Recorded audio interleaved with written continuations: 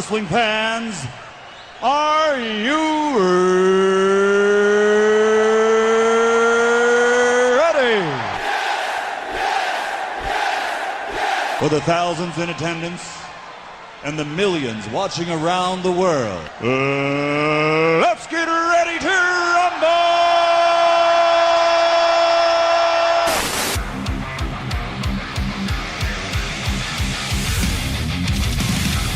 And now, please welcome at this time your hosts, Graham GSM Matthews and RJ Marceau. You're listening to the next era of wrestling radio. This is WrestleRant Radio.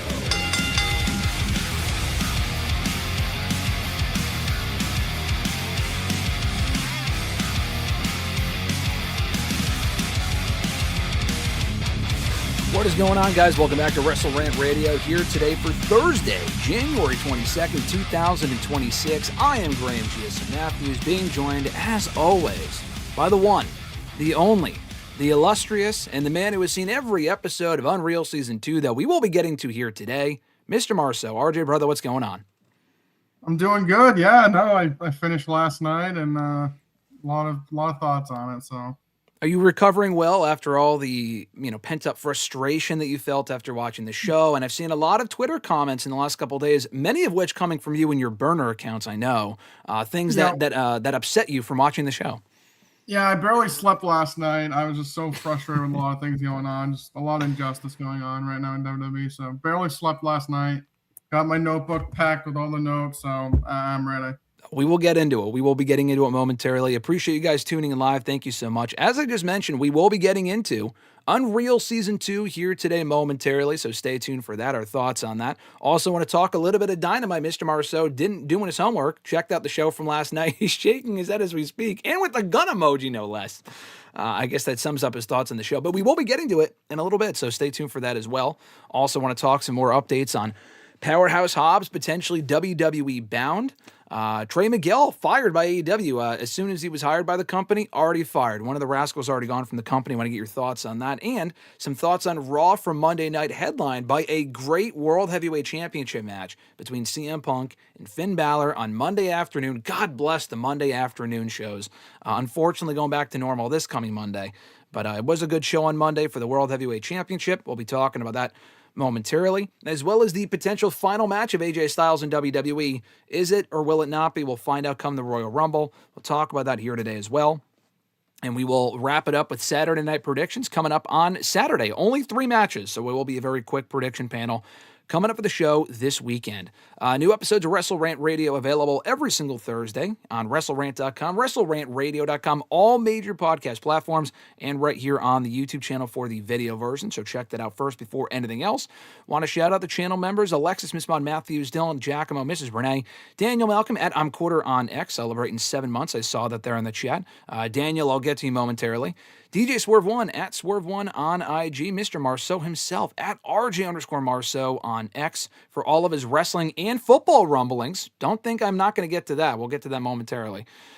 John Ritland, Real Honesty with John Ritland on YouTube. Richie Red Planet Wrestling on YouTube. And Average Grunt, last but not least, at gruntwrestling.bluesky.social on Blue Sky. More information on that down below. Be sure to like the video if you are watching live or after the fact on YouTube, and subscribe as well and turn on notifications to be notified every time we're live here for the show on Thursday afternoons, Thursday morning. So, Mr. Marceau, before I get into anything and pull up the chat and start answering some questions here, I completely forgot to ask you before we went live here. We were talking a lot about Unreal, but I forgot to ask you how your experience was at the game on Sunday. The Pats. Don't tell me they faced the Texans, because you were not there for the Pats. You're obviously, you live in New England. I would think you're a Pats fan. You're not. You're a Texans fan, not Hook 'em Horns. That's the fucking Longhorns. You told me that the other day. How was your experience at the game, given the fact they unfortunately lost? Yeah, no, it was, oh God, it was fun. It was fun for what it was, I guess, right? The weather was really cold. By the end of the game, it really started to snow pretty good. But I was prepared. I actually wasn't too cold. That's good. Yeah, just a rough game. Had to yell at the person standing next to me. They just wouldn't shut up the whole game. So really? Wow. just talking smack. I couldn't deal with it. I'm like, I'm just here to watch the game. Like, leave me alone, please. So besides that, it was fun for what it was. Tough loss, but hey, quote Happy Gilmore. Better luck next year. Better luck next year. Hey, they say that to him on his hockey team. C.J. Stroud, is that a Texans guy? Or is that... He is the quarterback. Yeah, he had a very bad game. He dropped the ball, not literally, but figuratively. Yeah, he did. He played really bad. Oof, not great. But listen, I did watch the game on Saturday. A couple of the games on Saturday. That interception. No, wait. It was on Sunday. I don't think it was the Texans-Pats game. It was the other game where there was that interception right at the end. I thought the Rams might lose. Was that the Rams game where I'm remembering? Yeah, the Rams in the Bears game was Sunday in overtime. Yeah. Yes. That was a great game. The game on Saturday was great. Listen, I know I'm a Chiefs guy at the end of the day, but the playoffs have been a lot of fun, I feel like, to follow the last couple of weeks. Yeah, no, I honestly think this is probably the best the playoffs in the NFL have been in a long time. Besides, I mean, the Seattle-San Fran game was over from the start, but every other game was pretty close, honestly. I think overall, it's the playoffs. They've had a good – I mean, I feel like most of the games have been pretty good. So, I mean, NFL just loves printing money, so they'll just continue to do that. They'll be continuing to do it. Hey, listen, all these coaches losing their jobs, getting fired, quitting. The Bills head coach, hey, listen, I put in my resume. I said, I'll take that job if you want. I'll be Bills Mafia, number one. Hey, and we'll see. But I did see that. So we'll get to the questions here. I know a lot of people have some football questions to get to as well. I do have the chat pulled up here, a bit of a different layout. So if you guys are watching live, you can also see the questions in the chat on your right. So let me pull it up here. This is what I'm seeing and not all the most recent chats, by the way, guys. So if you just left a comment, it's going to be up in a second. But I'm going back to the beginning here. Fernando said earlier, Baron Corbin had a dark match on Dynamite last night. Do I think he'll find success there? I don't know if he's getting hired necessarily. Do I think he'd be successful? I don't know if he's a great fit for AEW, but I like Corbin. I'd like to see him get a shot. I thought that was very random. I don't know if he would be overly successful in AEW when they kind of focus on the in-ring work, and he's a great worker. I just don't know if they would push a guy like him. But did you see that he worked the dark match, Mr. Marceau, and what are your thoughts? I didn't see that. I just feel like he's like a WWE or bust kind of guy. Yeah. Like you said, he's a good worker, but not in the sense that like he's not a work rate. Like he would basically be Lance Archer 2.0, big cast. Like he just be those guys that really aren't doing much right now. So, I mean, good for him, I guess, but I don't see him signing there. Yeah, no, I think that's a great fit as far as he would probably end up like a big Cass. He would probably end up like a Wardlow. God forbid we don't bring that guy's name up. I think you might get injured again if you do. Who was it? A Lance Archer. I could totally see him as a Lance. I mean, Powerhouse Hobbs. He actually just left the company, so I mean, maybe he takes the spot that Hobbs had in the fucking ops. I don't know. Eric said his picks are Dakota returning and making the final three. I do not see that happening at all. I don't think Dakota Kai comes back in the Women's Rumble. If she does, why even let her go in the first place? That doesn't really make a whole lot of sense. But it would be nice to see her for sure. Fernando talking about or asking our thoughts on Unreal Season 2. We'll get to that a little bit later on, so bear with us. But he also said, I thought it made a lot of people look bad, especially Triple H and Bruce Pritchard. I'd be curious to know how it made Triple H look bad necessarily. Any worse than he already looks, quote unquote.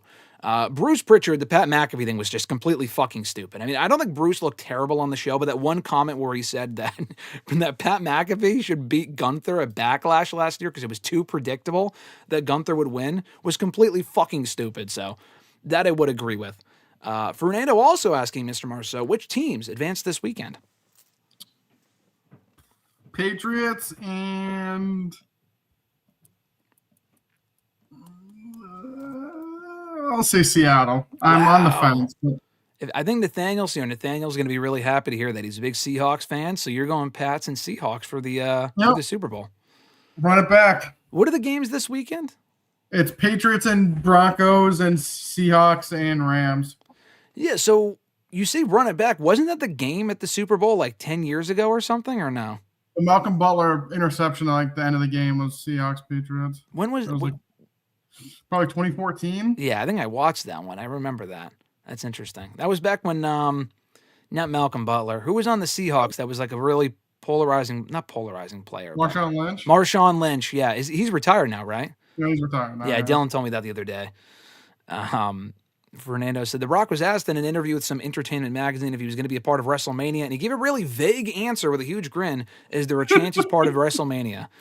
You can keep hoping there, Fernando. I don't know if you're hoping, but I think the answer is no, to be perfectly honest. I hope not. When we don't want him, first of all, I agree. Second of all, when we don't want him there is when he shows up. So I wouldn't be shocked. But no, maybe he'll take the Saudi paycheck next year. This year, I don't think it happens, nor does he need to be at WrestleMania. I don't think they need him. Asking also, Fernando is, where do we think would be a good fit for Ciampa post WWE? I mean, you say TNA. I think TNA would be great. I could see him in AEW as a member of the Don Callis family. I'm not saying that as a compliment. I'm just saying I could totally see him going there and doing that. I mean, he would have to take your spot. Room in the family. The family's full, dude. The bus. We have to take 2 separate buses now to the tapings. No more members. Mr. Marceau couldn't make it due to travel issues last night. Had snow issues and whatnot. I was trying to get to the street fight, but I didn't get there in time. By the time I got there, we already lost. Exactly. With Rocky Romero, of all people, taking the pinch. Stop me if you've heard that before. Yeah, probably TNA. I think AEW is very possible. I wouldn't mind him in AEW / Ring of Honor, but I feel like he'd have a better shot. If he wants to be actually utilized as like a player, if that's why he left WWE. So TNA. Yeah, no, TNA. I mean, listen, they could use the fucking roster. Did you watch the premiere last week by any chance? I heard it was so bad, I haven't watched it yet. Okay, maybe it's for the best that you didn't, but a lot of it was just talking. And I was excited for the show. I thought AJ did well. The main event was good. There's a lot of like no-name celebrities, talking segments, video packages. It felt like Raw on Netflix light and not in a good way. Felt like they were trying to be too much WWE. Fernando asking if the Rumble really is it for AJ Styles. What is his legacy? It's a good question. I say he's one of the best wrestlers of the last 25 years, personally. Yeah, no, I would say like overall, are we saying his career or are we saying like his WWE run in specific? I say career overall. I mean, yeah, I think you'd have to say one of the best wrestlers in the last 20, 25 years. I think he had a good WWE run. Obviously, it was more like top heavy. Obviously, once he came in, I feel like he had most of his accomplishments. But I mean, he had a lot of good matches on Mania most of the time, on single matches. I think overall, how old he is now, I think you can't be too upset with how it ends. So, would you say, and no one is the next anyone, but would you say AJ is like this generation's equivalent of Shawn Michaels, where he did win world titles, but more so top heavy, but then later on just kind of known for some great work rate stuff? Shawn Michaels is obviously a bigger icon, but I feel like AJ wasn't quite used the same way Shawn was, but still like as far as that longevity and some of the matches he had and stuff like that. Yeah, I would say longevity wise, obviously, like I feel like Shawn was a little bit propped up higher than him, obviously. But yeah, I mean, Shawn's also 2 different things. Like he had the first run, then he left. Honestly, his second run was probably bigger, which is kind of crazy because he was older. Yeah. He just had a bigger platform at that point and just had a lot of great matches. So yeah, I mean, longevity wise, I'd say so. But yeah, I mean, Shawn obviously was at the top of the card more than AJ was. Yeah, some bigger storylines. Like I'm loving what they're doing right now with him and Gunther, but like where was this a year ago, 2 years ago? Like he worked with Logan Paul at Mania last year, which was fine. Not a great match. A bit disappointing, but like it wasn't really like that blockbuster of a feud. Like with Shawn having the feuds with, like the Taker feud, but also him and JBL. Like I remember that really well. Or the Jericho feud, which was amazing. Him and Kurt Angle, him and John Cena. Like much more in the main event scene than AJ was overall. Nathaniel asking, Mr. Marceau, would you want AJ Styles to win the TNA Championship? No. I think it'd be cool. I don't think he has to. I don't really. No, yeah. I think that's like a fantasy thing. No, I don't think he needs to. I think he would also win the title and then probably never appear because he's he's not even in like an NXT guy. He's a main roster guy. So it would be cool, but I just don't see that happening.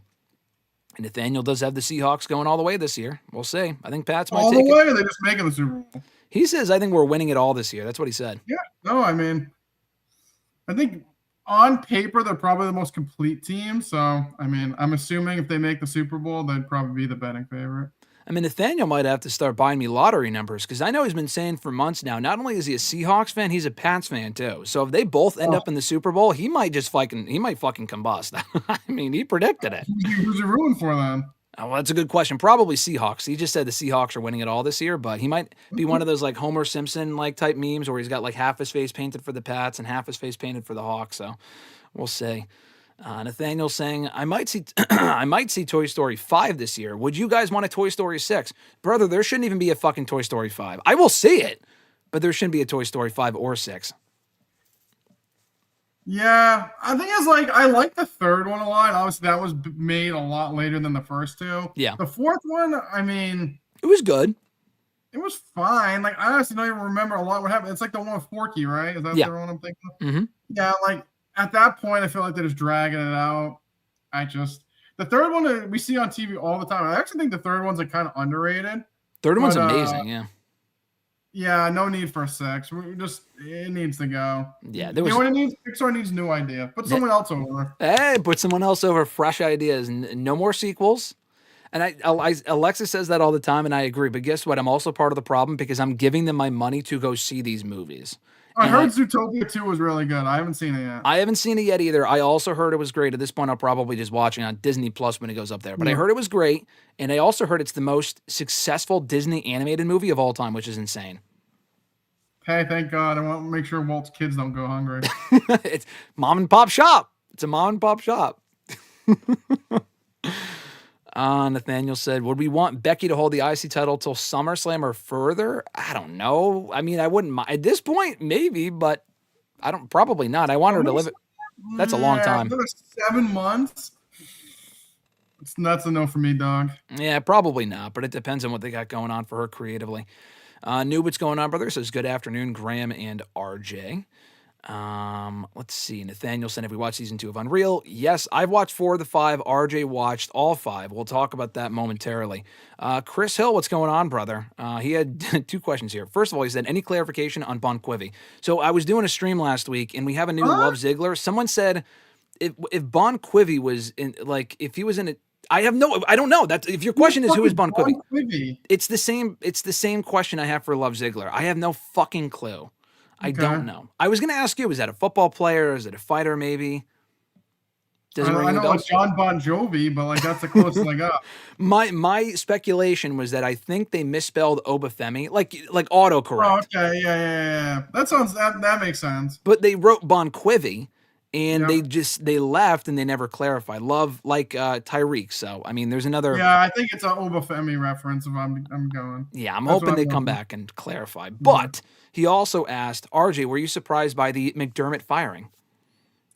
I was a little bit. I thought after they beat Jacksonville that he'd still keep his job. I mean, obviously losing Denver wasn't like. I guess it wasn't like really his fault. I mean, he is a defensive coach. Their defense kind of sucked, but like, I love Josh Allen, but it was his fault they lost. He turned the ball over constantly. Like they had 5 turnovers. I mean, you're not gonna win doing that. But yeah, I mean, also this was probably like their best year to finally make the Super Bowl, and they didn't even come close. So yeah, I mean. I think some teams are status quo and they're kind of content with making the playoffs. I think Buffalo's kind of like, it's now or never. So I get it. Speaking of Toy Story, remember that scene from earlier on in the movie where like Woody sees all of the Woody posters in Andy's room go from Woody shit to Buzz shit? I saw that meme used on Twitter after the Bills game from Josh Allen to whoever the fuck was, I don't know, I don't know if it was another MVP on the Bills or if, I don't know who it was, but I just saw that video and I thought it was funny because I know who Josh Allen is. Yeah, and, I don't know who you're referring. Yeah, I got to go find it. I don't know if I liked it or something. I can go back and find it, but it was fucking funny. Daniel, what's going on, brother? They said Mets making the moves in these streets. What moves are the Mets making? I must have missed it. I got to ask. They traded for a pitcher last night. Who did they trade for? I think it's Freddie Peralta. Okay. He's from the Brewers. Oh, okay. I know. I'm not familiar. He's a big Mets guy. I figured to be dialed into that. This was last night? How did I miss this last night? Shit. Fuck. I must have. I don't know. Yeah, I must have missed that. I think I have my Mets notifications turned off right now. Didn't want to be spoiled, so I don't know what for, but that must have been what it was.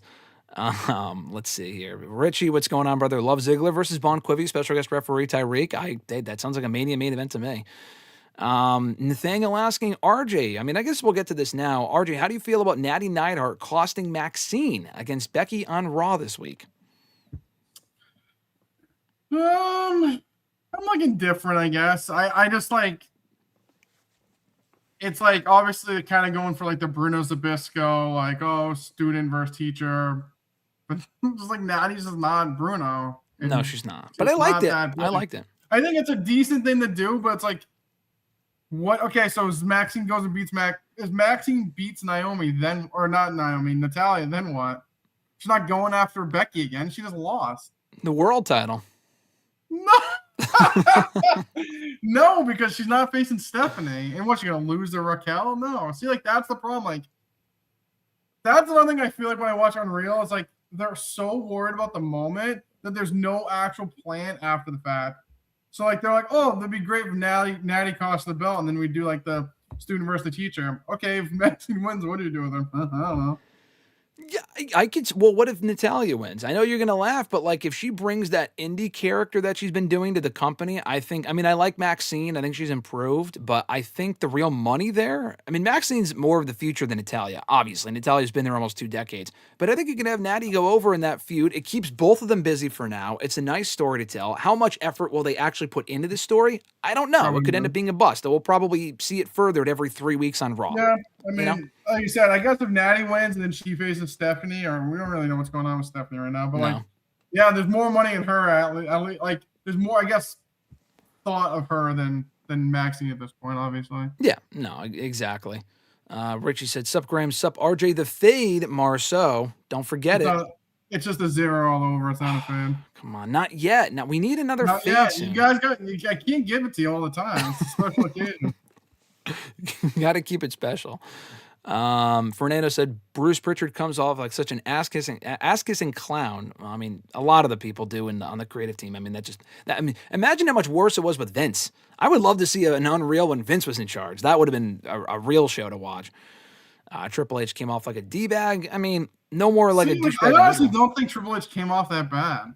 At what point did he come off like a D-bag? When he turned down R-Truth's idea to shave his head before the match with John Cena, which made absolutely no fucking sense. There, or when he said, yeah, firing R-Truth made business sense, which, by the way, it did. It did. And I liked R-Truth, and I think they should have kept him. I said that, but we talked about this before. I'll save it for the Unreal thoughts, but yeah, I don't really think he came off like a D-bag, unless there's something that happens in that last episode I have not seen yet. Nathaniel, do you want me to kill myself? He said, do you guys wish there were 10 matches on Saturday night's main event? Nathaniel, why the fuck would anyone want 10? Are you like hammered? Like, why? No. Daniel, what's going on, brother? He said, RJ the Fade Marceau. I got the nickname Cutie Pie last week. It's very random. It's just don't ask. Don't ask. But he I'm not gonna. Okay, good. Fernando specifically said in the R-Truth episode of Unreal. How did he come off like a D-bag in that episode?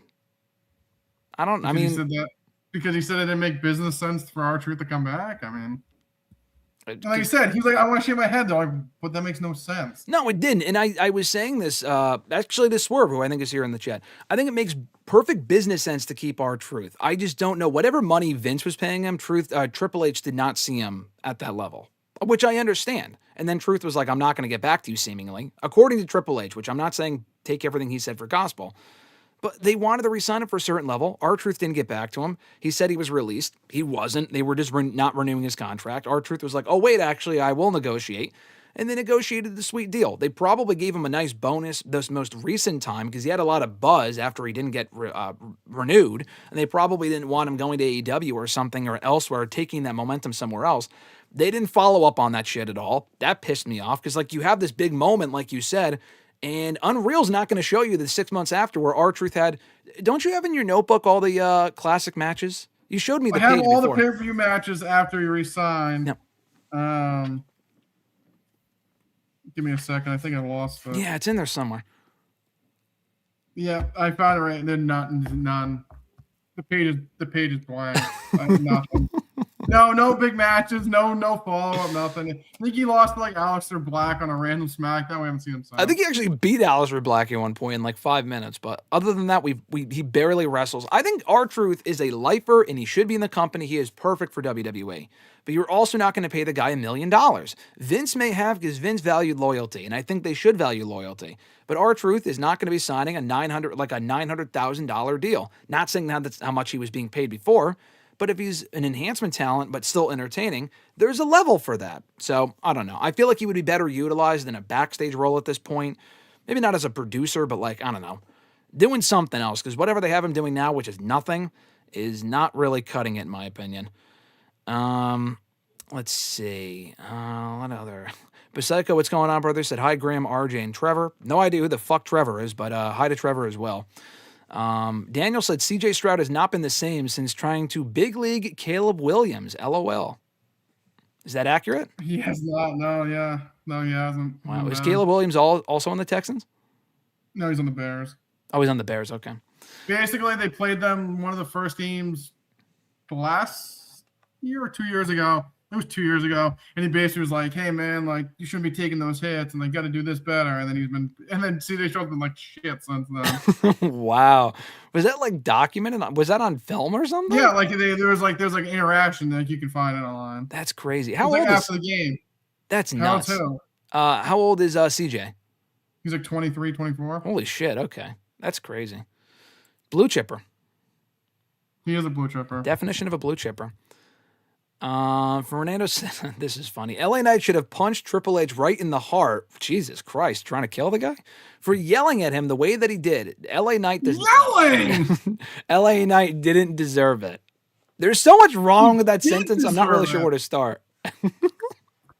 Like, this is what I don't get, is people are mad for, like, they're mad because he yelled, which I've heard yelling before. I don't think that was yelling. I think that was maybe a stern talking to, because guess what? They planned the match out, and guess what? He messed it up. So guess what? The finish wasn't as good. When we watched it, we're like, that was kind of weird, because guess what? That wasn't the plan, and it looked weird. If he did what they had told him to do, it would have came off 1,000 times better. So basically we're saying that there was no pop because you didn't do what we said to do, and it fell flat like it did. Yeah. No, it definitely did. And God forbid they show Triple H giving him a talk to, and people are like, oh my God, this guy's an asshole. Like, no, he's a boss, and he's telling him that he messed up. So I said this to you before, but just to clarify, I saw that clip going around on Twitter before I watched the episode yesterday, and the clip makes it look like Triple H is giving LA Knight the finish before the match, and LA Knight is distraught like, oh, I'm losing again, this makes no sense. Which, by the way, it fucking didn't. I know their whole Rollins injury thing was an amazing angle. I still say all these months later, LA Knight should have won Money in the Bank. Doesn't matter in January of 2026. But that was not what the clip was. The clip was, like you said, after the match, when LA Knight fucked up the spot. I don't think Rollins fucked it up. I think LA Knight specifically fucked it up, which is fine. Don't bury the guy for that. But LA Knight talked to him nicely. It said, don't worry about it, but just keep in mind that's not what we talked about. That's not, didn't really maximize the moment. Chris Park talked about that. He's apologizing to everyone, as Abyss does all the fucking time. And I love Chris Park, but it's like, dude, you don't need to apologize. He didn't do anything. It's the talent's fault.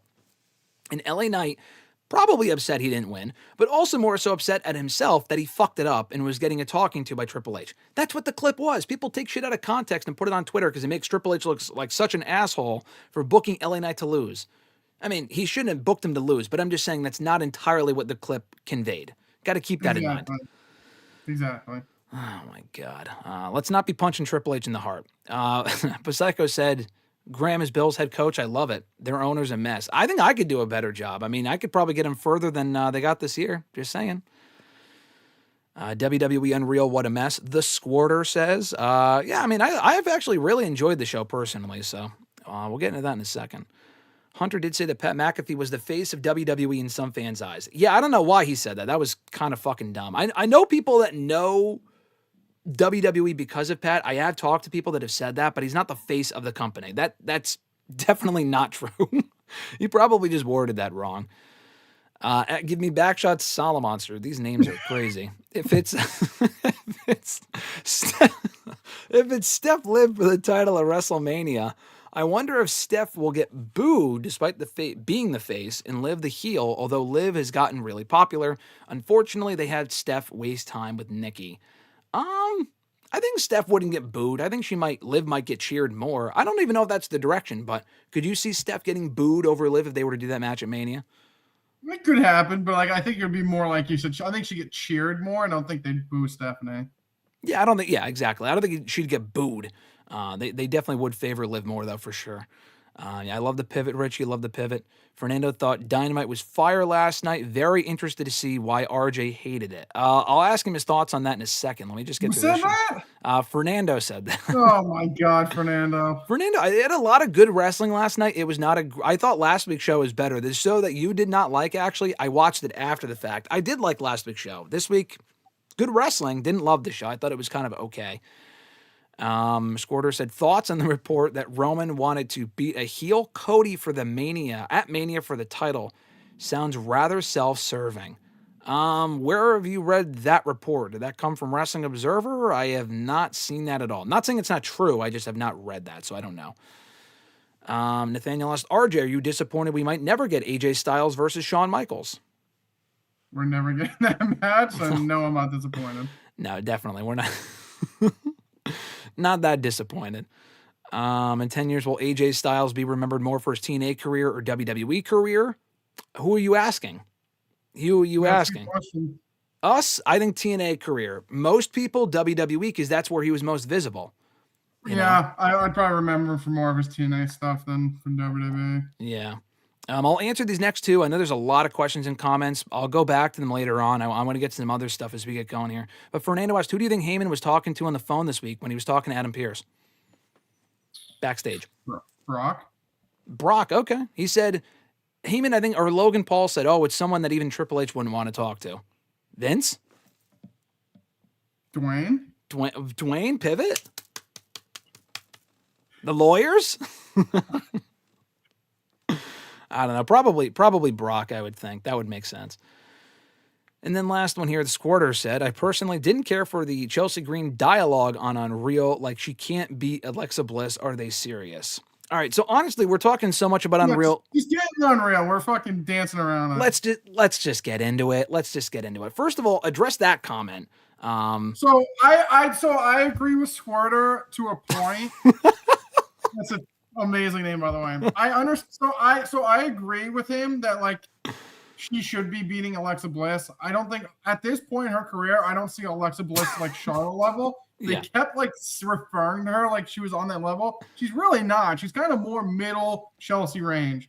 But I will say Triple H again made a great point, and it kind of just outlined how bad the SmackDown women's division is. Yeah. He's like, yeah, she can win the belt again. Who's she going to work with? Yeah. Who's going to work with? B-Fab, Michin, and Zelina. What? Zelina, exactly. So like they're like, okay, we're not going to have her beat Alexa, which I think she should have or should. Charlotte, obviously not. Tiffany was the champion, no, and Jade. Okay, that makes sense.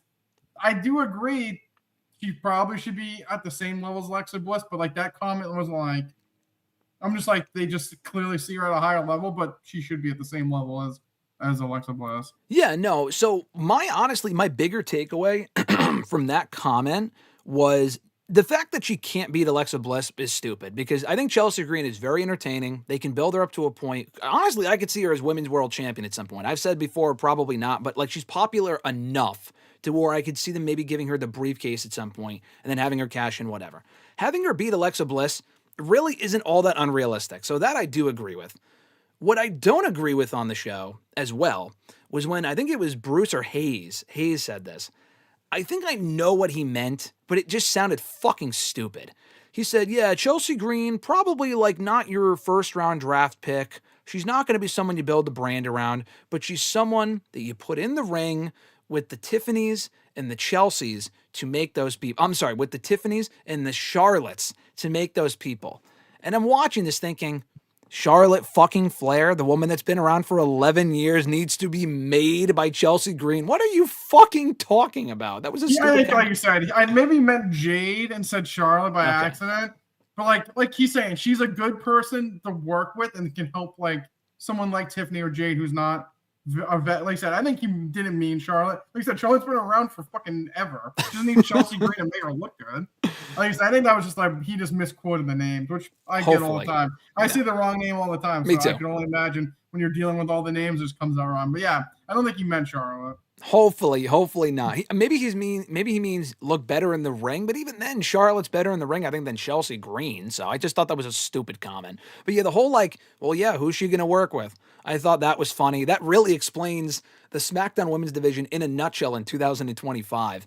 The R-Truth thing I mentioned earlier, where R-Truth pitched to Road Dogg, and they're friends, so they have that communication, they have that dialogue. And Road Dogg's like, yeah, Ron wanted to shave his head for the match with Cena coming up on Saturday. And Triple H takes a pause and is like, why the fuck would that even make sense? Like, that's just stupid. Maybe they did it afterward, and they let him do it on the Raw after Money in the Bank when he came back. That made sense. But to do it before would have made zero sense. Like, you need to have those conversations. Does this make sense? And they do a lot of shit that doesn't make sense. And obviously, they're only showing us what we want to see. So I get that. But I thought overall, though, I'll get your overall thoughts on the show. We'll get into, like, the stuff that stood out in a second. But I did think the show, honestly, I really like the show. I like the behind-the-scenes shit. I think that shit is fascinating. I'm also laughing at certain parts, like what we just talked about. But them having these conversations, that's the shit I want to see more of. Yeah. I think, like, overall, like you said, I think, like, the R-Truth stuff, the things that they point out was like, yeah, that doesn't make sense. Why would you just randomly cut his hair? If anything, you're going to do a match that he cuts his hair, like, to make business or make money. Like, that's what they used to do back in the day. Like, someone's going to cut their hair, then you put it in a match to make it worth watching the match. Yeah. But, yeah.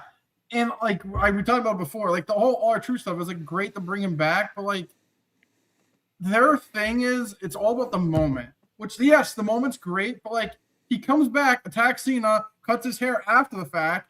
Oh, my God, this is great. We're going to do with Ron rebrand and Ron Killings. Goes on to do nothing. Like you said, he comes back. He beat Aleister Black. And then he literally wasn't on TV for another 4 fucking months. And he lost to Gunther as R-Truth again. Yep. Like, what was the point? But they said it's all about the moment. Oh, R-Truth's back, and now he's Ron Killings. But they did nothing with it. But their thoughts like, oh, he came back and he attacked, and like people went crazy. Dumb. It's just like stuff like that. But then like other things they do is like with the Becky Lyra stuff. When he talks to Becky after the Backlash match, was like, hey, next time don't just like jump on top of Lyra. The fans didn't have a chance to react because by the time they're reacting, you're already on top of her beating them up. There's less of a pop, which was true. But like that's the stuff that like we need to see more, and I feel like that's the stuff that people like get offended by. But it's like he's just telling them like that's looking at from the outside looking, and that's what they should be doing. No, unless it was stupid advice. But I feel like a lot of the advice between the Becky thing that you just mentioned, the LA Knight thing, where like you described before, they were trying to have the finish of that match at the top and all that drama, and it wasn't a terrible finish, but it felt flat because they went a different way with it. I don't know if LA Knight just fucked up and forgot, or he thought what they did would be better. I don't know why they did that. Rollins was pissed too. They said that. Rollins was really upset. I don't know if that explains LA Knight just being not buried last year, but being slotted at a certain level. Honestly, to me, it sounds like this stuff might go on more than we think. And LA, not that he's difficult to work with, but it sounds like I'm glad we get to see this stuff because it shows that the talent, it's not all their fault, but they are at fault with stuff that they make mistakes with. And they're not terrible people. Becky Lynch doesn't suck. But even she, it shows that even she, as someone who is a veteran of the game, who has been here for over a fucking decade, still fucks up and can still improve at certain stuff. The producers can be better too. The creative team can be better. But we've been making fun of them for years. Like the talent sort of side of thing. This stuff doesn't get reported. I don't remember reading a report late last year that was not burying Becky, but bringing up the fact, oh yeah, she kind of fucked up. Like there was no heat on her for it. It's just a boss talking to their employee. And I think the show does a really good job of that personally. I really enjoyed it. No, yeah, I think overall, I mean, yeah, like you said, you hadn't seen it yet, but like they talked about Lyra versus Becky at SummerSlam. They both kind of come out of it. Lyra's even more pissed. She thought the match was terrible. Becky was like, it wasn't great. It wasn't good. But like they said, they thought like maybe this DQ, like there was no DQ match, whatever. They thought like maybe more of the weapons would have been better, but it just didn't work out. No. And like Lyra said, like like putting it out there, like it sounds great, and then you're doing it in a match and things fuck up, and they went 10 minutes over, and just it wasn't a great match. And like you said, they learn, and it shows that like you can learn from mistakes. Like Becky was basically consoling, like I know it wasn't great, but like we did the best we could with what we could, and we'll move on. Like. That's how it is. No, you just learn from the mistakes. I've dug the show so far. Like the R-Truth thing is funny because obviously that went nowhere. Like he went back to being a goof undercard comedy guy, like literally months later, which was a great role for him to be in. But then why have him like do the whole serious Ron the Truth killings? Like I'm a big deal. And then that's on the fucking company. I thought that was fucking terrible, but that was just me. But I thought overall it was a good show. Definitely worth checking out. I think the next season they announced will focus on John Cena's retirement tour. So I think that's coming out in the spring, they said. I thought that was hysterical too. Like they do acknowledge certain things they fuck up, like with during the show. Like they don't shy away from certain things. They did shy away from the round of releases that we got after WrestleMania last year because Dakota Kai is not that important, I guess, and neither is Braun Strowman. They don't give a fuck about that, so they're not going to even acknowledge it. They will talk about the R-Truth one because they brought him back. Carlito, Sarah Logan, sorry guys, you don't count, you don't matter. So they're not showing that shit. And all the shows that have John Cena on it, where they're talking about like bringing Truth back and we're not going to tell anyone, I thought that was cool. But it's just funny because they're dancing around the fact that the John Cena heel run was fucking awful and that his promos were awful. They're not going to talk about that on the show, but they fucking should. They're not going to. Maybe they will in the next season. We'll see. And then I doubt it. And then the last thing that stood out to me was the whole injury angle with Rollins. Listen, I know like my big thing in retrospect, I feel like they should have done that injury angle closer to SummerSlam because that night when they did it, I don't know about you, I definitely thought it was real. And I think a lot, like 99% of people thought it was real. We knew it was probably a work after the fact, like maybe a week later when stuff didn't really start to add up and whatnot, and we kind of knew it's probably the cash-in's probably happening at SummerSlam. If you had less time in between Saturday night's main event and SummerSlam, or at least the angle in SummerSlam, I think more people, it would have gotten out a lot like less that it was a work. But I thought the way they did it was really cool though. No, yeah, it was. Like you said, I don't know, but like if you do it too soon after, it's like people are like it's a work instantly. Like you said, I feel like there could have been maybe like a 2-week span, maybe on Raw, like 2 weeks before SummerSlam he gets hurt. Yeah. Problem is like at that point he didn't have a plan. Like we didn't really know what he was doing at SummerSlam. So I feel like that kind of covered up. Like, oh, we don't have to worry about Rollins now because he's hurt. And it kind of like went on the back burner. But yeah, I thought overall, like you said, it did come off well. That was a good part of the episode. The Evolution stuff I thought was great. Honestly, one thing out from the Evolution stuff that I miss is Jimmy and Naomi from fucking Total Divas. The 2 episodes that they're in, they're just like camaraderie and like they're just funny and like they're good reality star. Like literally when they were showing them, I'm like, this is what I miss about Total Divas is getting Jimmy and Naomi. They were hilarious. It's amazing. Jimmy Uso as a character, I could not possibly on his own give 2 shits about. The Usos, I think, are great. Jimmy Uso on his own isn't interesting. Jimmy Uso, the guy, as we saw in Total Divas, I don't know what the disconnect is, but he's fucking hilarious. He's so funny. Yeah. And, like, they're showing Naomi what's, like, in her briefcase, and he's like, I got to put my action figure in there and all this other. That was good. She's calling him Boopy or something like that. I'm like, this is great. I think she calls him Poopy. I don't know. It's so weird. It's either Boopy or Poopy or, I don't know. I thought that was great. You didn't mention it yet, but I'd be remiss to miss this. I know a lot of people are upset, but I saw this on Twitter. People are upset that after the main event on Evolution that Io Sky and Triple H hugged. She straddled him allegedly. Very inappropriate. After seeing the film, I asked for a refund on my Rio shirt. I was offended. Didn't sleep last night. Just so inappropriate. I wonder what Stephanie's thinking. She was standing behind them when it happened. Yep. Probably should be fired. It's just unprofessional. Yeah, that was the worst part of the whole show. Io Sky taking the hug from Triple H. Call for her job. Call for Triple H's job. Call for WWE to be canceled. Rockstar showing favoritism. I saw that one as well. Even though she's the best in the company, but we can't say that, so it's fine. You can't say Rockstar's favoritism. Hugging an employee that's inappropriate as well. Yeah, I got that written down. So no longer an Io Sky fan. Inappropriate. Can't be doing this anymore. I don't know. I think just people find like this absolute dumbest stuff to complain about. I'm not saying is it a little strange, a little bit, but it's not something worth like canceling someone over or thinking like this is the absolute, like this is so fucking weird. Triple H is weird. And I don't know. He does do some stuff that's a little like questionable, but stuff like that, I don't know. Io Sky was also the person that initiated the hug. So, I mean, it's all Triple H's fault, I guess. It's like, whatever. No, like I said, she should be suspended. It's so unprofessional. Oh, my God. People just looking for any reason to complain. Any reason to complain. There was a lot of that coming out of the season. Like the LA Knight thing. Oh, he got yelled at. He got yelled at for what? Fucking up, right? I mean, first of all, he didn't get yelled at. And second of all, it was LA Knight's fault. So let's just put that into context. And then lastly, I want to mention here from the show, which we totally forgot about. Becky actually said in the first episode, this is probably her last run, which I thought was newsworthy. I mean, we could have figured that, I guess. She probably signed like a 5-year deal a few years ago. But what was your reaction to that, hearing that? And I feel like she's going out on a high note because her run right now has been awesome since she came back a year ago. Yeah, it doesn't surprise me. Like you said, I feel like she kind of acknowledged that this is probably her last run. It seems like her leaving and her and her kid, like, just obviously it's been a lot for her. So, Yep. I mean, the run she's had now has been great. I don't know how long. I'm assuming it's probably a 2 or 3 year deal. But no, I think she's doing great work now, and I don't think I want to see her too much further. I mean, she's almost 40 years old now, so. But what she's doing now is great, and I'm glad she's glad to be back. I agree. Well, you mentioned AEW before in the show that you saw last night. Can you give me some highlights of what you saw and what you did or did not like about it? There's so many lowlights. Trying to think.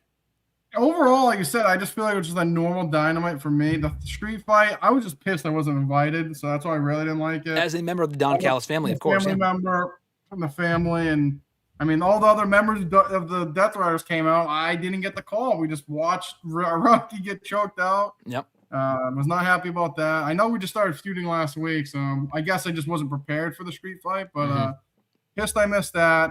Thought the MJF promo was like fine. It felt very Ric Flair shtick. Like, oh, I'm the helicopter riding guy.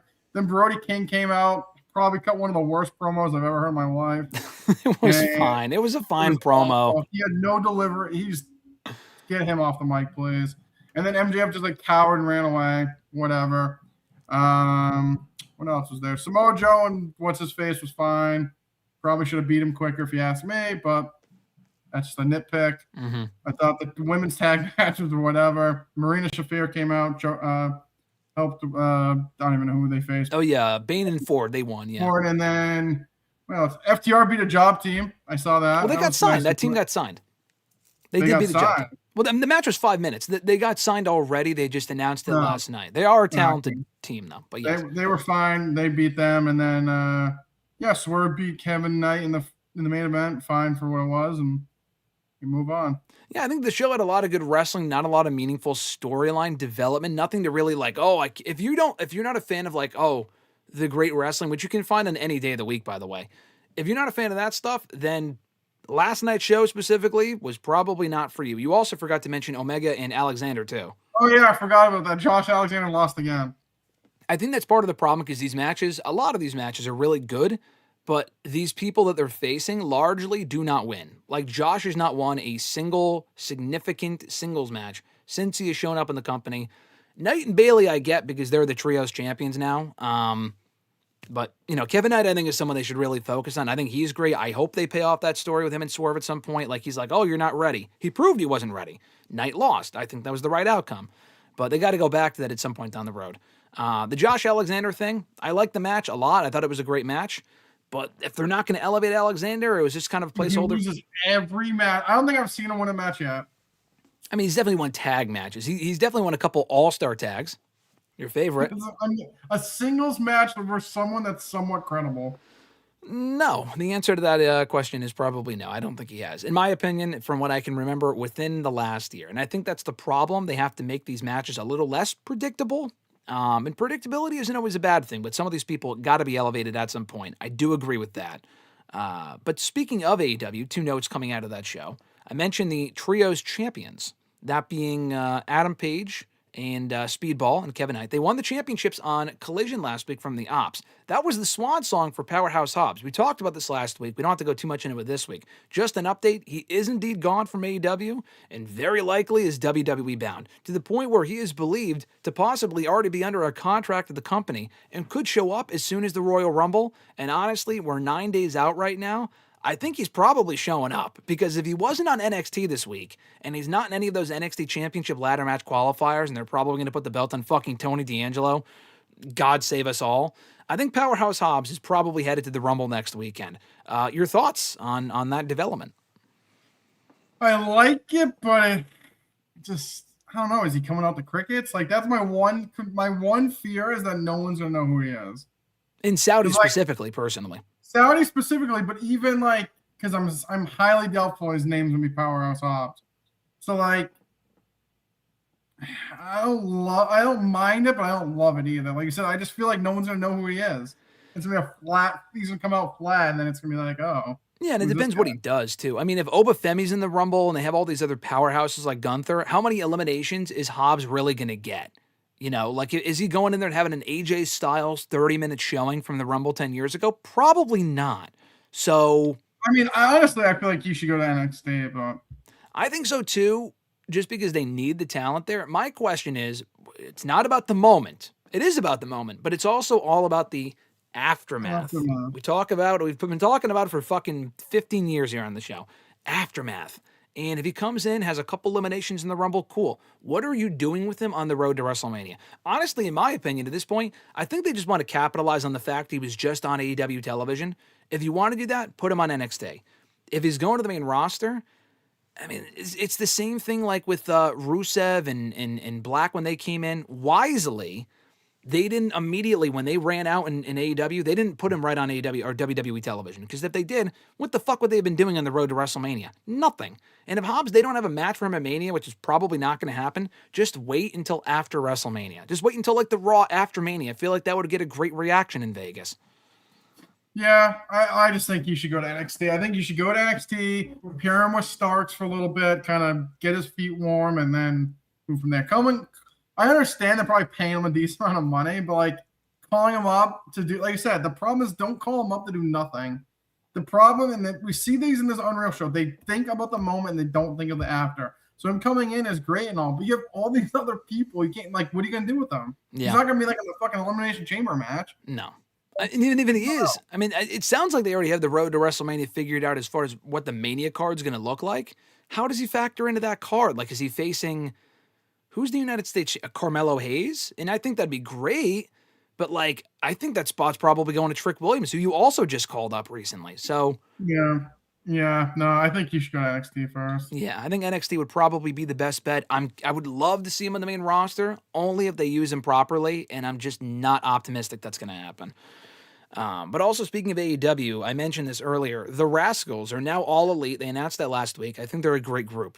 All four of them were all elite. Trey Miguel now is not. He was actually signed and then subsequently fired. Now, a bit of insight on this situation per Fightful. He was signed. Now he's not. The call did not come from any talent in the company. Well, I mean, they have no power, so that would make no sense.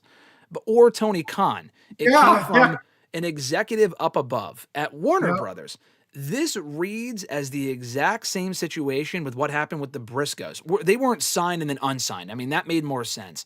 I don't know how the fuck Tony Khan thought, let's hire him, and then an executive was like, no, we can't. How do you put pen to paper with this guy, make him think he's working there, and then someone said, actually, no, we can't do this? How do you not run this by them ahead of time? Does he have to run these decisions by the Warner Brothers executives? And all of this, by the way, if you're wondering, well, why would they do that? It's because he said some unflattering things, pretty offensive stuff. I'm not going to sit here and dance around it.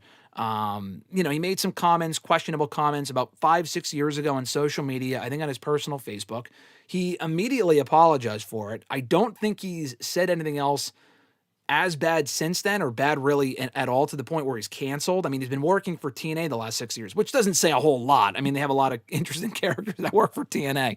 I'm just saying, I don't know the guy personally, but he seems like people vouch for his character. He seems like a good dude. He seems like he held himself accountable at the time, and even now he put out a statement about it, and they still won't hire him. I'm not saying he's going to be a game changer for them where they need to hire him, but I think these, and talent in the company, per the report from Fightful, also feel the same way. Like, there's double standards there. And they've had people work for that company or currently work for them that have said worse or just as bad or have done worse, and they still fucking work there. I mean, I just think the double standard shit is just really annoying. I think the whole situation is bullshit, and they should hire him. So have you followed the situation? And if so, what are your thoughts on it? I saw the situation, yeah. Like you said, not every hire like I said, not every hire probably has to go in front of them. But if you know that it's a known thing that he said this stuff, maybe you should just run it by them just in case. Not that, I would think any executive in WBD has any fucking idea who Trey Miguel is to begin with. Yeah. I guess a quick Google search, you could probably figure it out.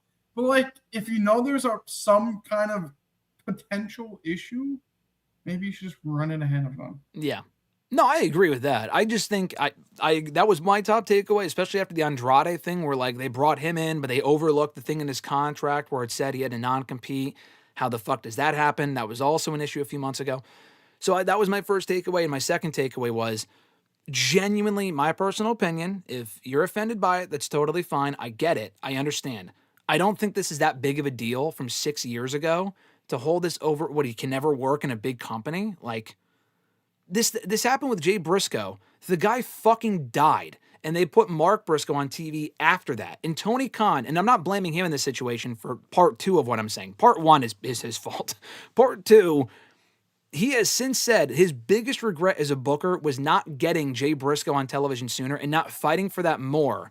And I'm not saying, like, I'm not comparing Trey Miguel to Jay Briscoe. Jay Briscoe was a bigger star. But still, I mean, this literally happened. And he also said the person that kept Jay Briscoe off of television doesn't even work there anymore.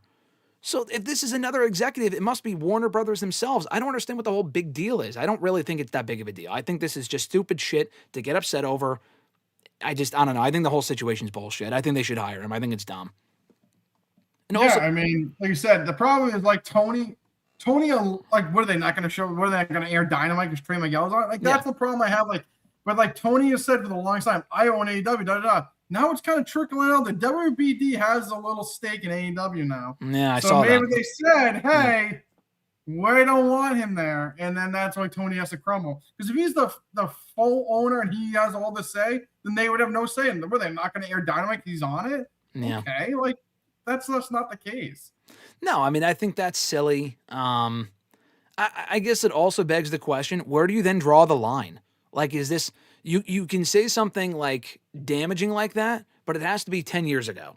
Can't be 6. We're still like too early on. Like, people still remembered. I genuinely forgot all about that. I think I remember reading it at the time because I know who Trey Miguel is. And then I kind of forgot about it. It's been 6 years, pal. Like, I know. Like, I guess my thing is, so you're worried about that, but didn't the other partner like have like anti-Semitic fucking things? Like, that's why he got released from NXT. The guy that has, yes, Zachary Wentz, yeah. So But that's okay, but saying things 6 years ago isn't okay. Like, that's the problem. Like you said, like, who's filtering and monitoring this stuff? Like, well, how does that one thing make it like that's better than the other? Like, they're both bad, but like, it's not enough to cancel someone forever. Yeah, no, exactly. I just don't understand. Oh yeah, you know what? Here's another thing. I pulled up the chat. I'm up to date here. I can't go to all of it because I do want to move on with some raw thoughts and Saturday night's main event before we move on. But Richie mentioned, well, he first of all said trimming of the bushes is crazy because that was the AEW quote of the year, of course. But he also said Sammy kept his job, but Trey can't. Like Sammy Guevara. Because remember the shit that he said about Mercedes Moné? They had him go through like. Rape her. That's what he said. He did go through like on top of saying dumb shit, he's also hurt like 1,000 fucking people. God, guess you gotta overlook that. All the people he's hurt. Matt Hardy, Jeff Hardy, like. He did go to sensitivity classes, but he wasn't fired. Allegedly. So then how is that big of a how is that as not big of a deal? But then what Trey Miguel said is I think they're equally bad. The Sammy thing is just fucking stupid. I honestly don't know what Trey Miguel said, but saying you want to rape someone is probably, besides saying you want to kill someone, is probably the worst thing you could possibly say. I also don't think that comment about Sasha was that much earlier than when it came to light. So I think it came to light in like 2019, 2020. I think he said it in like 2016. I mean, he couldn't have said it any earlier than that. Sasha wasn't on the main roster at that point. So, I mean, where do you draw the line to this point? I don't know. I'm not saying, saying sorry is enough, but it just, come on, man. It's stupid. And you got the Zachary Wentz thing. I think they should hire him regardless of that, too, because that you shouldn't hold him that over. I think that whole situation when WWE hired or fired him for that was stupid. I mean, he made a mistake. I don't know, man. It's just, I guess it's just the world that we live in at this point. It's just fucking crazy. Abu Sika with a random question before we move on real quick. Abu Sika, he first of all said, season 3 feature Bon Quivy and whoever the fuck Trevor is. Great question. It probably will of WWE Unreal. But he also asked RJ, do you think baseball needs a salary cap? Yes. At what, like $1 million or something? No, it's like they need to monitor how much people like the Dodgers spending stupid amount of money that no one else will spend. On people that are worth it or no?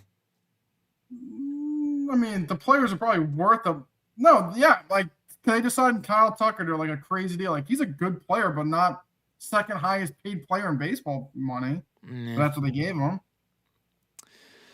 No, that's true. I mean, the problem is there's no salary cap. There is, but there's also no floor. So okay. like technically, Shohei Ohtani is getting paid more money than there's like full baseball teams. That's insane. Yeah. Like the Pirates and the Athletics spend less than like $70 million a year, but there's a guy on one team that's making that much. That's insane to me. That's a problem. Yeah, it's dumb. There's no like competitive balance, I guess, is the problem. Is this just an MLB issue, or is this also an issue? Yeah, it's an MLB problem. Every other sport, every other big sport has a salary cap. That's why would every other league have salary caps, but the MLB? That's so strange. That's just what they've done. That's bizarre. Anyway, so from Raw on Monday night, you want to get your thoughts on some things that happened on the show before we wind down here in a little bit. AJ Styles and Gunther was made official for the Royal Rumble. The rematch is going down to the Rumble with a caveat. They added a stipulation. Gunther said, I will only face you. You already beat him. Hey, listen, he tapped him out on Raw or pinned him, whatever the fuck it was. Last week on Raw in Dusseldorf, a week and a half ago. He will only agree to a rematch, but it has to be Richie said in the chat, TNA, Tessa never apologized. That's what TNA stands for. Yeah, and TNA is not a major company, but I know what you're saying. I completely agree with that. Anyway, that's why Tessa's not on NXT TV, by the way. AJ Styles agreed to the match, but under the caveat that it is a career-threatening match. So if he loses to Gunther at the Royal Rumble, he is done. And what makes this more interesting, and people caught on to this days later. I don't know why people just remember this recently. His contract is up in February. So it's not like, oh, AJ's going to win. I wouldn't be so sure about that. I know AJ said his last year in wrestling was this year. Bro, that could be fucking January. That doesn't mean he's going the entire year. Like, he could be done in 9 days. Or 9 days, as Tony Khan would say. Your thoughts on the stipulation, and does it change the potential prediction for the Rumble? Like, could AJ win, but Gunther goes back to win the men's Rumble later in the show, which he is confirmed for? Your thoughts on that? Na na na na na na na. Hey, no. Hey, goodbye. No. See you, AJ. Good knowing you. Gunther's winning again? He should. What do you get that, dude? If Gunther loses to AJ and then wins the Rumble, that is the classic Vince dumb booking. Like, oh, he lost. Oh, he's going to come out later and win. Dumb. That's dumb, dumb, dumb, dumb, dumb. Well, then don't book the match in the first place. No, I completely agree. But like I said, that's dumb Vince booking. It was like when Brock Lesnar lost the Big Show for the WWE title and they came back later in the night and won the fucking Rumble. Stupid. He also did the same thing with the Rumble in 2022, actually, as well. He lost the championship no to Bobby. Than like how they book people that cash in the Money in the Bank. Like Naomi, they showed it. Got her ass kicked by Jade Carter, comes running out and wins the Rumble. Or wins the Money in the Bank. Dumb. I mean, I like that. I did like that. I think that's stupid. I think it's so dumb that you book these people to lose and then you're like, oh, now they won this big moment. Like, so you can forget that they won. But like, what does AJ get out of beating? Like, the problem is AJ beating him. Okay, now what are you going to do with him? He's not going for the WWE title. He's not winning it. So who cares? Well, I mean, you say it would be dumb for AJ to win and then Gunther for him to win the Rumble. What if AJ wins and then Gunther loses the Rumble anyway? He just loses twice in one night. That's worse. Then he's the loser. The same guy that tapped out John Cena. Exactly, but then I feel like then that makes that look even worse. So like he just made Cena tap out in his last match, and he's losing to AJ Styles a month later. He technically already did lose to AJ. Technically, fucking tapped out. We all saw it. But like, so then you're gonna have him lose that, and then he's gonna lose a Rumble. Now he's just a loser. He just fucking dumb. I think it's okay. I would not go down that route. I'm just saying selfishly. There you go. You just admitted you want to go down that route. Exactly. I wouldn't even book the match to have AJ win it. I don't think Gunther should be losing anytime soon. He literally just submitted Cena a month ago. I would not have him lose anytime soon, until Mania at the earliest. But I'm just saying that with AJ, I don't want him retiring in January. But we don't know. Maybe he's saying, listen, guys, my body is cooked. I want to wrap it up now. I don't want to stay till Mania. I don't want to stay till SummerSlam. And it also is fitting because remember, he debuted at the Rumble a decade ago. Now, granted, my only like issue with this is that it's happening in Saudi. I'm sorry, Wait till Bray Wyatt goes in the Hall of Fame next year, Alexis. Fuck you. I don't want this shit happening. I don't want his last match to happen in Saudi Arabia. But I think if that's my only other issue with this, I also just want to see him wrestle for a little bit longer, a little bit. Wrestle in TNA maybe. I don't know. So is this it for AJ? You think? I know you're saying he should lose. Do you think he actually is? All done. Wow. Head back to Gainesville, buddy. That's crazy. I think AJ will win. Anymore. I think they want you to think AJ will lose, but he'll win, and then I think Gunther is going to win the Rumble. And if he does, though, so I know you hate that idea, but what if Gunther, I know you're just thinking the idea in the moment is stupid, but just thinking long-term here for a second, what does that look like for Gunther winning the Rumble? I don't think he faces Drew at Mania, unless Drew loses the championship before then and he faces Cody maybe or something, and that's better than fucking Roman. I'd rather have Gunther win the Rumble than Roman. Let me just put it that way. Does Gunther face Punk, which they just did at SummerSlam? That's the thing with Gunther winning the Rumble to me. I think it's cool, but like, what are we doing here? You know what I mean? I just can't. I can't. He can't lose. He can't. It would make him beating Cena to me worthless at that point. If a month later he's losing to AJ, it'd be one thing he's losing to like someone that's very. AJ hasn't done shit in forever. He technically lost already to him. I mean, yeah, he tapped out, which was dumb to begin with. But then you're gonna have him lose a month later. Like, I just think that's just dumb booking. It's not ideal booking. I don't know if it's stupid booking. He just beat Cena.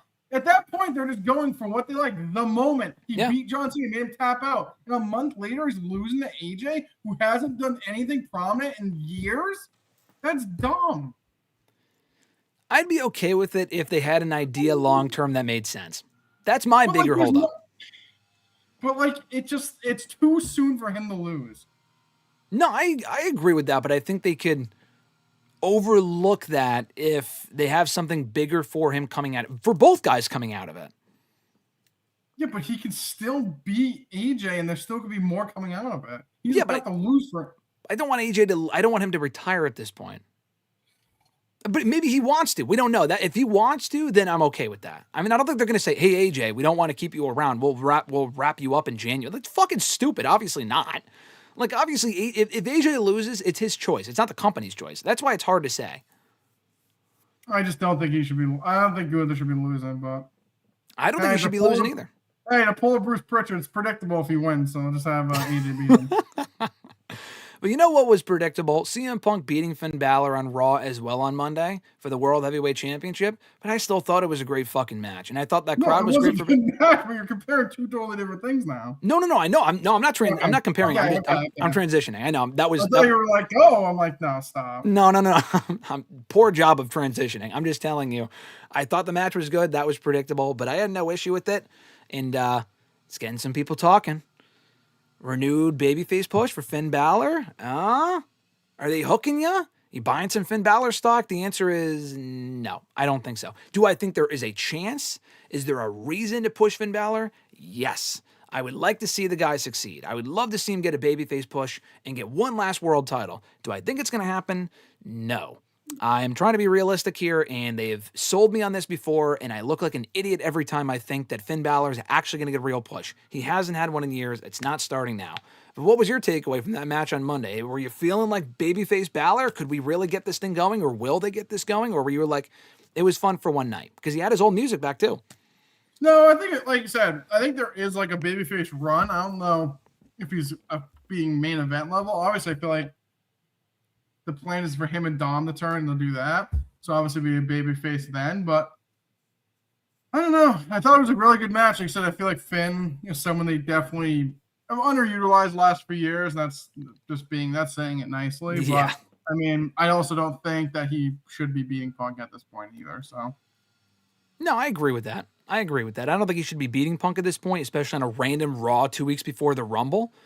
But you know, I did think it was a fun match for what it was. A really good match, and the crowd was behind Balor, and he got a great reaction in Ireland. At least he had that going for him, okay? At least he had that going for him, so I did appreciate that. Let me just pull up the chat real quick before we quickly go through our Saturday night main event predictions coming up on Saturday. Noel's got Roman or Gunther for the men's, and for the women's, Roxanne. Roxanne's not winning the Rumble. That would be awesome, but I don't think it's going to happen. As a dark horse, or Roxanne is a dark horse. I'm sorry. That's what they said. Okay, that makes sense. Rhea Ripley, probably not. Probably not. But, it's possible.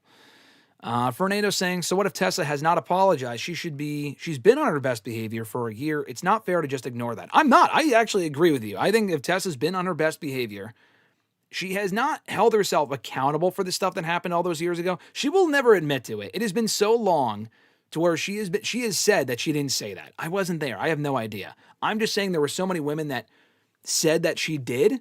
It's kind of looking like she definitely did. It looked like that 6 years ago. What I'm also saying is, if she's been on her best behavior in, maybe WWE or probably WWE, I don't think AEW would want her. WWE would probably hire her. I don't think that's out of the ordinary, but she had to have been on her best behavior for the last year. And I don't work in TNA, but from what I understand, there's been no negative stories about her. She's been doing jobs and shit.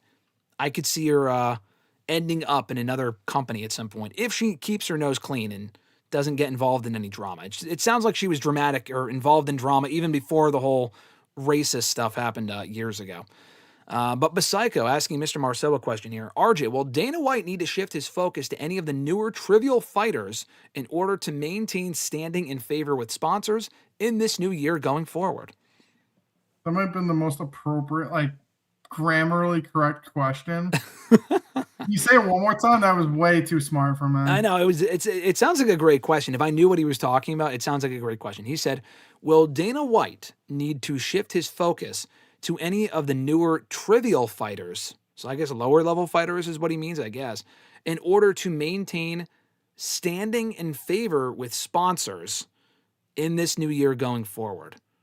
I don't know what he means exactly by that. I don't really know what your main question is. I mean, I feel like they kind of just keep the ball rolling. I mean, this weekend's the first card on Paramount, so I mean, I think it should be a good one, and hopefully keep it going from there. I mean, they're kind of like an influx right now, but I think they'll just keep doing what they're doing. The problem is there's so much, the whole TKO banner's got so much going on right now that because they have the Zuffa boxing starts tomorrow, which they just announced last week. But no, I mean, I think they'll be fine. I think being on Paramount will help. Obviously they've been getting, if you've been watching the NFL playoffs, they've been talking about that all playoff long. So no, I mean, I think you just need good fights. I mean, it sounds easier than it is. Obviously you can have some really bad fights, but basically with MMA, you have good fights, people come back and watch. You have bad fights, people don't watch. So you just kind of need good fights and hope. I mean, the main event got canceled. The co-main got canceled for injury, which is never great. But hopefully, just gotta stay healthy and make your bookings. No, exactly. Always make your bookings. Alexis is here. She said, "I'm late, but hi." Alexis always got to make her bookings. That's what I tell her all the time. Did she get her plane ticket ready next year for Saudi for the Bray Wyatt Hall of Fame? Bray Wyatt's getting inducted in the Hall of Fame next year. Alexis, get your ticket Saudi, ready. Baby. She doesn't even want to go to Mania. Vegas again, let alone Saudi. Come on. Saudi Mania. Bray Wyatt's going in. She said she'll go to his induction regardless of where it is. Well, guess what? It's going to be in Saudi. I can't wait. Fernando said earlier, RJ wins that round. Graham, you're wrong about AJ should be Gunther. I understand what you're saying, but I will argue one small thing. I did not say AJ should be Gunther. I said I would be okay with him beating Gunther. I'm not sitting here telling you he should be Gunther. If Gunther wins, that tells me AJ is indeed done. If AJ literally wraps up his contract and then just goes to fucking AEW or something, that would be hilarious. I don't even have an issue with that either. I think that'd be awesome. I don't think that's going to happen. He's made that clear. It's probably not happening. I would just find it strange that he would wrap up this early in the year unless he really just wants to get done. Or go to TNA for the last run. But someone asked me that. I don't see that happening. Grunt, what's going on, brother? Thanks for joining. He said, best case scenario is that Finn beats Dom for the IC title at Mania. I agree. I think that's probably best case scenario. That's kind of what we're looking at this point. And even that, I'm not convinced it's going to happen. It would probably be as a heel as well. Nathaniel, whatever you're smoking, be sure to share it with everyone because he asked, what if Kit Wilson wins the Rumble? He's not, so. And Fernando said that would be terrible. So, I love Kit Wilson. I actually thought what they did on SmackDown was funny, but he's not winning the Rumble. Should he be in the Rumble? No issue with it. Winning it? No. Fernando said Finn Balor needs to ask Triple H if he should shave his head and get over. I mean, pitch these ideas to Triple H and he's going to tell you that's stupid, but it's got to make sense. I agree with that. Let's see. I got Bianca winning the Rumble, Women's Rumble. Noob said Men's Rumble, Braun Breaker. Two good picks. We'll give her our official predictions next week here on the show. Noel said, can we agree Road Dogg got exposed as a horrible head writer for SmackDown thanks to Unreal Season 2? That I will agree with. We talked earlier about Michael Hayes and Triple H. Who was the other one that we talked about? I think it was those two. Bruce. We talked about Bruce. I don't mind Road Dogg. He seems like a nice guy. The stuff with Ron was cool. His ideas are largely terrible. I'm sorry. That it would explain why SmackDown sucked last year. I feel like he's more of an emotional booker, which isn't great. I feel like he gets like too caught up in the feeling of it, like, which makes him a bad booker. Like, I love Chelsea. Give Chelsea the belt back. You just fucking took it off of her. That makes no sense, literally, bro. That was pretty much what I was getting to. He literally wants to put the belt back on Chelsea, and Triple H, which smartly is like, okay, who's she going to work with? Yeah, I don't know. That literally was his response. Put the belt back on Chelsea. Okay, that doesn't really make much sense, but okay. We put the belt back on Chelsea. What do you do with her? I don't know. So, like, you can't just, like, the problem is, like I said, that's when they got in the whole thing, like, there's only a certain crop of people to face. But realistically, she beats Alexa Bliss. Okay, then there's no one else for her to beat. She had already beaten everybody at that point that's at her level. So, no, like, yeah. That's the problem. Is like he thought like, oh, I really like Chelsea. She get the belt back, but there's no plan for her. It was like, oh, just put the belt back on her. That would be stupid. That would have been dumb. That would have been dumb if they did that. And Triple H wisely was like, I like your Road Dogg, but that just doesn't make sense, brother. That doesn't work for me, brother. And I'm glad they showed that because that's probably why SmackDown has suffered creatively. I mean, lately it's been good. I think they've been getting better writers on the show, which is good. Last year, though, largely did not make sense. Road Dogg seems like a nice guy, probably had a lot to do with that. So I agree. Definitely not head writer material. If he takes less of a role on that show, that's definitely for the better. Nathaniel said, RJ, do you think the Dodgers will win 8 straight World Series? No. They've only won back-to-back, so like they're going to win 6 more in a row? I don't think so. Grunt said, fuck the Dodgers. Okay. I'm just here for your reactions. Yeah, Daniel asking, are we also Bon Quiffy? Yeah, I mean, we're all Bon Quiffy. Or Trevor. Who the fuck is Trevor? I don't know. Let's see. Guess what? Bray Wyatt lost to Goldberg in Saudi. That's why they should conduct them. And the Hell in a Cell match. Him and Rollins. Oh, God. The Hell as the match of the moment or whatever it is? Yeah. Oh, God. That's terrible. Alexa said in all caps, don't you dare say Bray would get inducted in Saudi. Makes sense. It's just happening. Just like Cena's heel turn, it doesn't make sense, but it's happening. It's happening, so you just accept the reality now. Thoughts on Kit Wilson's theme song, Psycho said. I think it's great. Do you have any thoughts on it? I think it's good. I mean, I think people like making it like, oh, like you said, like, oh, she won the Rumble. No. Okay, well, no, yeah, Nathaniel's smoking something. It'll be like the Santino go in for like a second and get knocked out. But yeah, I mean, he's not doing. I mean, it's entertaining, and it's not like he's at a certain level at this point. Probably waiting for Elton Prince to come back, but for the interim, hey, it is what it is, right? They're making the most of it. I could very much appreciate that. Yeah, Fernando said Road Dogg has been exposed as a horrible creative writer a long time ago. Where have you been? I'm not saying he wasn't a horrible creative writer. I'm just saying the show made that more apparent to people that may not have already been aware of that. He's been writing SmackDown for a long time. That is hardly anything new. So last thing here as we wind down, let me go back to the usual screen here. Saturday night's main event. We only got 3 matches. They might add a 4th one. I know, thank God. I could see them adding Jade and Jordan Grace maybe because they've been building that. If they do add that match, what would your prediction for that match be for the WWE Women's title? Oh, Jade retains. Yeah. Oh, wow. I would wait on that match. I would not do it now, but I could see them doing that match because they only have 3, which is fine. I thought it was funny when we were watching Unreal and they were going through the card for the May installment of Saturday Night's main event last year. Like, oh, let's add Zelina and Chelsea because we could use like a 5th match. No, you fucking don't. This is when it was still airing on NBC and they still had commercials. Why do you need like a 5-minute women's match? It was a complete waste of time.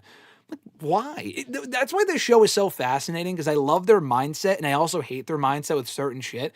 It exposes them for being inept with shit like that, in my opinion. But there's other shit that makes sense. People are like, oh, this is the worst creative team of all time. But then Triple H makes a logical point. He's a bald-headed fuck. He's a dumb idiot. Like, just... like, tell me you didn't watch the show without telling me you didn't watch the show. Fucking, it's media literacy. People lack it. Anyway, on the show coming up this weekend, I love the 3-match card. You know what you guys are? You're Trevors. That's what you are. You're fucking Trevors and you're Bon Quivies.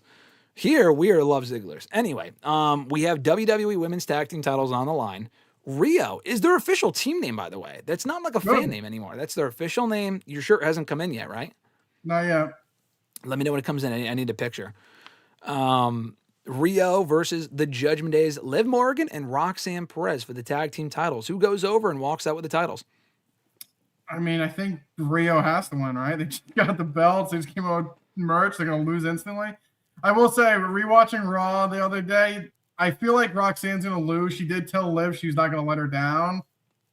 I'm just going to break you guys the news. She's going to be the one that gets pinned and let her down. And it's just going to lead to them eventually breaking up. But, I mean, I like the two teams. I feel like getting to this so soon, I don't love it because we still got like the problem is Mania's not in March anymore. So it's like this is going to happen at the end of February. And then we have another 2.5 months to get the Mania. I mean, one thing was like end of January and the Mania is the mid-March like it used to be. Okay. So the month and a half. Okay. They break up. There's tension. The problem is doing this now. They're going to be teasing tension in like for 3 months. Yeah. No, I agree. I don't love that. Well, no, honestly, I think part of the reason why they're doing this, and I said this a week or so ago, I think they might be doing this match because Liv might win the Women's Rumble. I think they're getting this out of the way. So they're like, all right, she didn't lose the tag titles. Let's finish that story, and then she'll win the Women's Rumble next week. Kind of like with Jay. I mean, it was not the same thing, but Jay lost to Gunther a week before the fucking Rumble, and then he won the Rumble, and they did Gunther and Jay again at WrestleMania. Yeah, but like you said, she technically doesn't – I mean, her team lost, but like I highly doubt she's being pinned. No, Liv shouldn't be pinned. I think Roxanne's getting pinned. I think you're 100% correct, but you talk about the tension. I don't know that's definitely where they're going. I think they should. I think the group needs to end. I think Liv could win the Rumble and face Stephanie. You know, someone said that earlier. I don't know. It's unpredictable. I like that. I like it. And I think Liv and Stephanie is a good match if they go in that direction. Cody Rhodes versus Jacob Fatu. This feels unpredictable. I think we're going to get a non-finish. That's my prediction.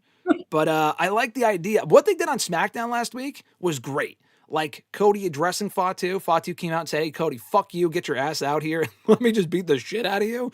And they started brawling. I thought that was awesome. Love the sense of urgency. Ideally, Fatu should win. Cody doesn't need to win.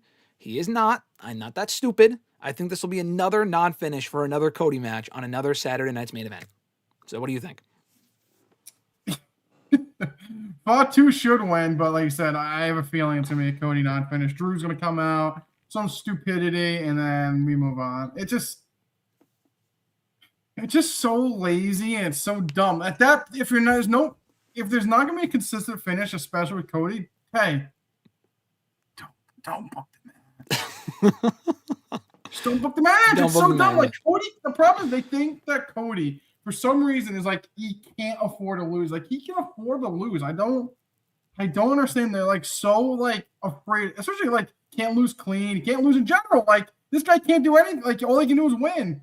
Loses about the Drew. It's like shenanigans out the galore. It's like he can lose to Drew. He'll be fine. I think he'll be fine. It's not like Drew's like some fucking hobo living under the underpass. Like he's an incredible threat. But like Cody can never lose clean. And it's like so annoying. And he can never like, it's always shenanigans. There's going to be like a ref bump and then this. Like, I think that's what people's biggest Cody fatigue is. That it's the same shit every fucking time. Understandable. He can lose. So I'm going to say Jacob, but I already have my, I'm already ready for like you said, the non-finish. Yeah, your guard is up big time. Big guard up. It's awful. Yeah. But, listen, I like to keep them busy until they're both in the Rumble. I like this. I like the idea of the feud. I don't know if Cody was the one who attacked Fatu. Probably not. I don't think it really should be necessarily. I still think it's a little too soon to be turning Cody. We talked about that already. I like the match. Non-finish, I'm already expecting it. But I am looking forward to the match. And then we get to the main event, just like that. Fatal 4-way match, number 1 contenders match for the Undisputed WWE Championship. Winner faces Randy Orton. No, Drew McIntyre at the Royal Rumble for the title. I don't know what the fuck I'm saying. Faces Drew McIntyre for the title next weekend. We have Randy Orton, Trick Williams, Damian Priest, and Sami Zayn. I say Sami Zayn because I wanted Ilya in this spot. I feel like that would have been more unpredictable. I feel like this gives it away. It's going to be Sami. They're in Montreal. I won't give my prediction. I feel like this is a terrible spot to give to you because I already know your answer. But is Sami Zayn winning here, Mr. Marceau? Unfortunately, yeah. We discussed this last week. He's not winning. He's not beating Drew with the Rumble. That's the problem. He's not beating Drew, so why are we doing this? But here's the thing. Everything you just said is accurate, but here's my issue with it. It's not an anti-Sami comment. What I'm saying is he's not going to beat Drew. Neither would Ilya Dragunov. But here's the difference. We've never gotten Ilya and Drew before. That match would be awesome. I don't know when else you really do that match on a bigger stage. That's the first thing. The second thing, if Sami's in the Rumble, I feel like he'd have much better chance of winning the Rumble. He's not fucking beating Drew for the title at the Royal Rumble in January, 2 weeks after Drew won the belt. That's just not happening. So I love Sami. I'm actually making a case for him to be in the Rumble, but that's not happening. And if it's not Sami winning this match, do you give the shot to fucking Trick Williams? I mean, that doesn't really make sense. Damian Priest, I guess. Randy Orton, I've been there, done that. I don't know. What are you thinking? It's like I said, the problem is out of everyone else, the only person that makes somewhat sense is Sami. That's why they're going to do it. But yeah, I just think it's too soon. Like I said, you could have put Ilya here. It would have been a good match, and we know Ilya's not going to win, and we just move on. But putting Sami in there, I feel like you're like pigeonholing him. Yeah. So like just losing to Drew and we move on. Yeah, no, because he's going to lose to Drew for a 12th time. He'll beat him down the road, but he's not beating him at Mania. Unless he loses to Drew and then wins the Rumble later in the show, what's the point of that? It's like the Jey Uso thing all over again.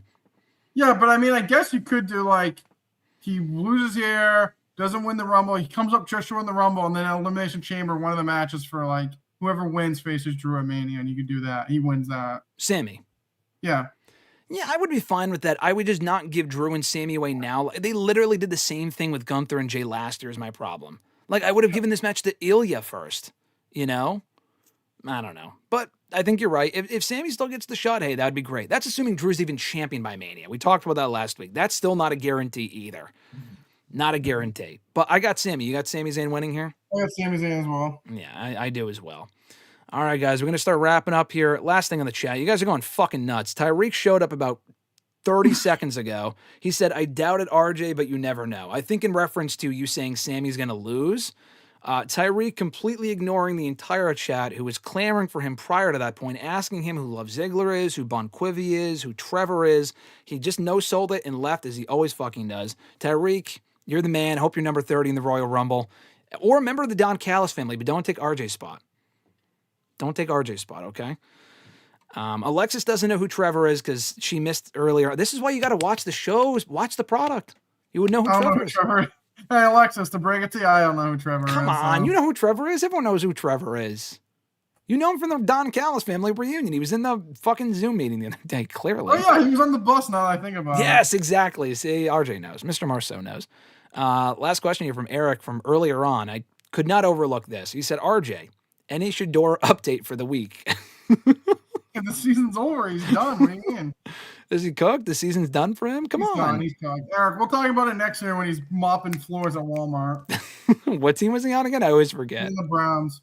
He came close? Or no, the Bears. I get the Browns and the Bears mixed up. Kid knows ball got the Browns and the Bears mixed up. I'll be watching the games. This weekend, or I'll try to. Yeah, Tyreek, that doesn't work for me, brother. Cunningham, no, seriously. He is so over, it's insane. He just shows up and then he fucking leaves. It's just, I just don't get it. I don't understand it. I don't get it. Anyway, guys, we'll head on out of here. Thank you so much for tuning in, as always. New episodes every single Thursday on WrestleRant.com, WrestleRantRadio.com, all major podcast platforms, and the video version as well. First and foremost, here on Thursdays on the YouTube channel. Shout out to, before I get to that, Daniel said, RJ, should the Browns draft a quarterback, a QB? Should they draft a quarterback? Yes. Yes. Okay. Anyone in particular or just a quarterback? So someone better than Shedeur. Yeah, Shedeur sucks. Everyone knows that. I mean, obviously, he plays for the Browns. It's a known thing. You know Ball. I know Ball. I know Trevor, too. Channel members Alexis, Miss Mon Matthews, Dylan and Giacomo, Mrs. Brene, Daniel Malcolm, speaking of whom I'm at Quarter on X, DJ Swerve1 at Swerve1 on IG, Mr. Marceau at RJ_Marceau on X, John Ritland, Real Honesty with John Ritland here on YouTube, Richie, Red Planet Wrestling right here on YouTube, and Average Grunt at gruntwrestling.bluesky.social on Blue Sky. More information on that down below, as well as liking the video always helps. Be sure to do that. Subscribe if you haven't already. Share the video. Turn on notifications for every time we're live here on the channel. We'll be back next Thursday for a Royal Rumble prediction panel, talking all about the Royal Rumble. I'm debating potentially, we'll see. It depends how big of a news week we have here next week. If it's just Royal Rumble predictions, I might want to watch a Rumble with you and we could do a little live commentary for a Rumble. I think that'd be fun. For a terrible Rumble or a great Rumble. Like 2014, I thought. 2014 or, hey, listen, next week, 2011, 15-year anniversary of the Rumble.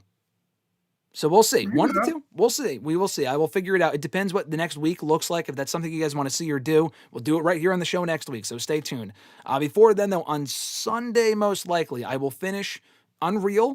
I will have a full review up here on the channel. Check it out. Gave a lot of my thoughts here today. But I will have a lot more complaining to do about Io Sky hugging Triple H and everything else in my review coming up on Sunday. So stay tuned for that. But at any rate, folks, thank you so much, as always. Enjoy the rest of your week. For Mr. Marceau, I'm Graham GSM Matthews. We will catch your ass down the road. Peace. Join Graham GSM Matthews and RJ Marceau every Thursday as they run down their weekly wrestling rants, offer expert analysis, host exclusive interviews, and more. Subscribe today on all your favorite podcast platforms and never miss an episode of WrestleRant Radio.